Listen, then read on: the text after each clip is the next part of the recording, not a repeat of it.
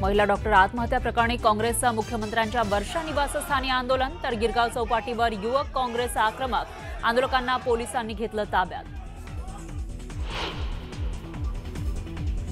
मुंबई महानगरपालिका काँग्रेस स्वबळावर लढणार काँग्रेस नेते विजय वडेट्टीवार यांची घोषणा तर काँग्रेसचा मुंबई पालिकेमध्ये एकला चलो रेचा नारा निवडणूक लागल्यावर निर्णय घेऊ सपकाळ यांचं विधान।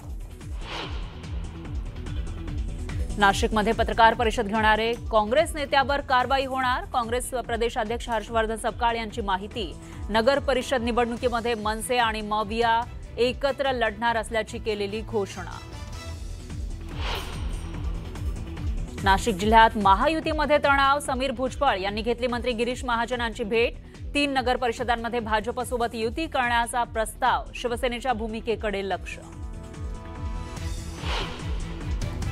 मुंबईत आशिष शेलार यांच्या मतदारसंघातच बोगस मतदार यादीमध्ये 90% नावं परप्रांतीयांची संदीप देशपांडेंची माहिती तर मुंबई परप्रांतीय महापौर करण्याचा मुंबईमध्ये डाव असल्याचाही आरोप।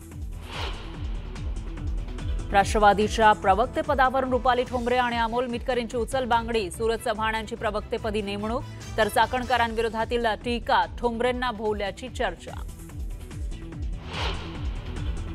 अजितदादांच्या मुलाचा पराक्रम सगळ्यांनी पाहिला पण एक बाप आपल्या मुलासाठी खोटं बोलतोय शिंदेच्या शिवसेनेचे आमदार महेंद्र दळवींचा अजितदादांवर खणाघात। संजय राऊतांना आज रुग्णालयातून मिळणार डिस्चार्ज प्रकृतीमध्ये सुधारणा झाल्यानं डिस्चार्ज मिळणार असल्याची बंधू सुनील राऊतांची माहिती। सांगलीच्या विटामध्ये 3 मजली इमारतीला लागलेल्या आगीत होरपळून एकाच कुटुंबातील 4घांचा मृत्यू शॉर्ट सर्किटमुळे आग लागल्याचा प्राथमिक अंदाज।